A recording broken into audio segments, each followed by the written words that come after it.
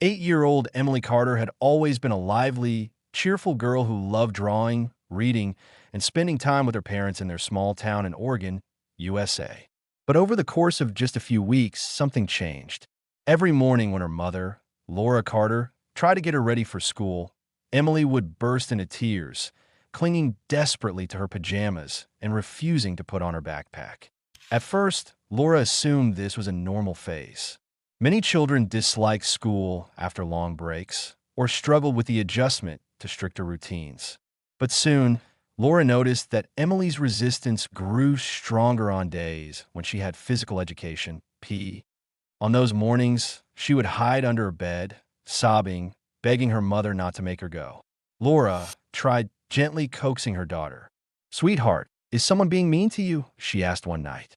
Emily only shook her head, hugging her teddy bear tightly. "Is it one of your classmates?" Laura pressed. Again, no answer. But whenever Laura mentioned Mr. Daniels, the school's PE teacher, Emily's body would stiffen and her eyes would brim with tears. Confused and increasingly worried, Laura spoke with Principal Harris, who reassured her. "Mr. Daniels has been working here for 10 years, the principal said.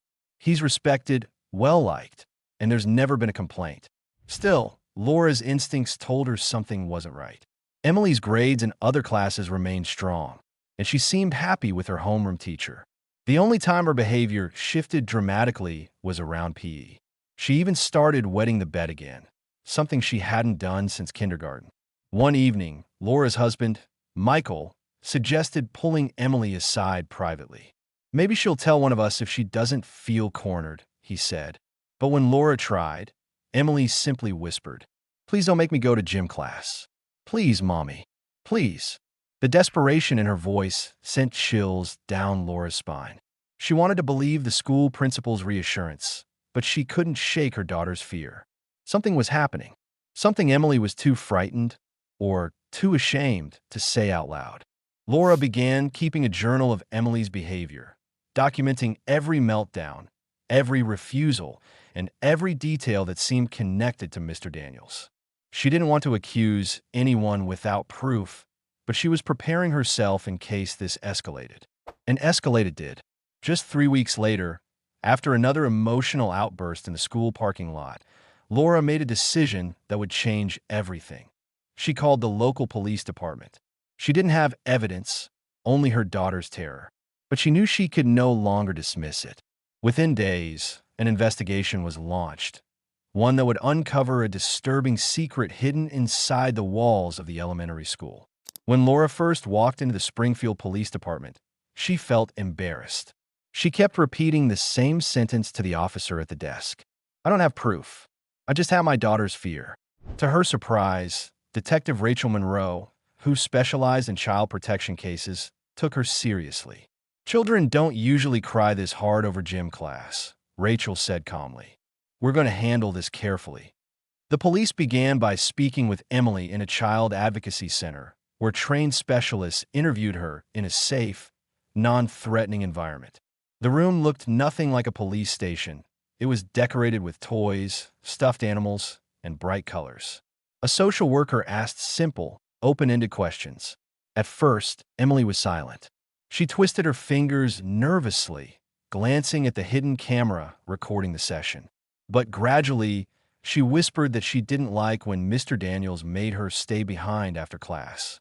She didn't explain further, only that he told her not to tell her parents. That statement alone raised red flags. Detective Monroe requested surveillance footage from the school's gymnasium. While most cameras didn't cover the locker rooms for privacy reasons, the footage around the gym showed that Mr. Daniels often lingered near Emily after other children had left. Still, this wasn't enough. The police needed stronger evidence before taking legal action. They discreetly interviewed other children in Emily's grade. A few students admitted they found Mr. Daniels weird, or that he sometimes made them feel uncomfortable, though none described anything explicit. Teachers, meanwhile, defended him, calling him dedicated and enthusiastic. Laura and Michael grew restless. They wanted answers, but the case moved slowly. At home, Emily grew quieter, refusing even to draw, her favorite activity. Then a breakthrough came. One afternoon, police received a call from another parent. Her son had also begun refusing to attend gym class, though he hadn't expressed why. When detectives interviewed him at the advocacy center, he admitted that Mr. Daniels often gave him special rewards if he stayed late, candy, toys, and sometimes promises to let him skip warm-ups. These accounts painted a troubling pattern. Detective Monroe decided to execute a search warrant for Mr. Daniels' office at the school. Inside, investigators discovered an old laptop and several USB drives. What they found next horrified even the most experienced officers. The devices contained inappropriate photos of children, some students from the very same school. While not all were explicit, the context was damning. Candid shots taken without consent, some in locker rooms, some after practice. The evidence was undeniable. Mr. Daniels was immediately arrested, escorted out of the school in handcuffs as stunned teachers and students watched. For years, he had hidden behind his position of trust, quietly exploiting opportunities when children were most vulnerable. But thanks to Emily's fear and her mother's persistence, his secret was finally exposed. The weeks following Mr. Daniels' arrest were a blur of courtroom hearings, media headlines, and endless questions. News stations across Oregon ran stories with titles like "Respected PE Teacher Accused of Exploiting Students." Parents were outraged, demanding answers from the school district about how such behavior had gone unnoticed for so long. Laura and Michael felt torn. On one hand, they were relieved that Emily's fears had been validated, that she had been heard. On the other, they were heartbroken over the trauma their daughter had endured. Emily began weekly therapy sessions with a child psychologist who specialized in trauma. Progress was slow. Sometimes she talked, sometimes she sat silently with her stuffed bear. The therapist reassured Laura that healing takes time. "She's safe now," the therapist said. "That's the most important thing." The legal case against Mr. Daniels grew stronger by the day. Prosecutors revealed that he had been secretly collecting images of students for years. While investigators couldn't prove every allegation, the evidence was overwhelming. He eventually pleaded guilty to multiple counts of child exploitation and was sentenced to 25 years in federal prison. During the sentencing hearing, Laura gave a brief statement. Her hands trembled as she looked at the judge.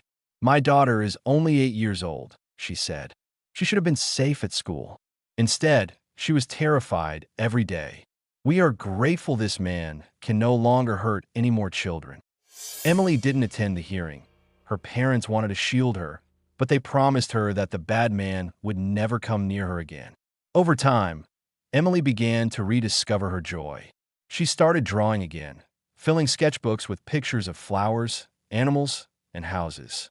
Slowly, her laughter returned, though she still avoided sports or gym-related activities. The community, too, began to heal.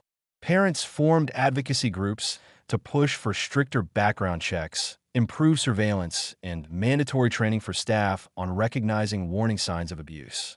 Principal Harris publicly apologized, admitting that the school had failed to act sooner. For Laura, the hardest part was knowing how close she had come to ignoring her instincts. "I almost believed the principal when he told me nothing was wrong," she told a local reporter.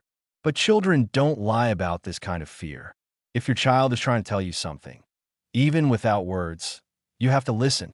Years later, when Emily was older, she understood the role she had played in uncovering the truth. Though the memory remained painful, she grew proud of her bravery. Her quiet refusal to enter the gym had sparked an investigation that saved not only herself, but countless other children from harm. And it all began with a little girl who cried before school, tears that no one could ignore.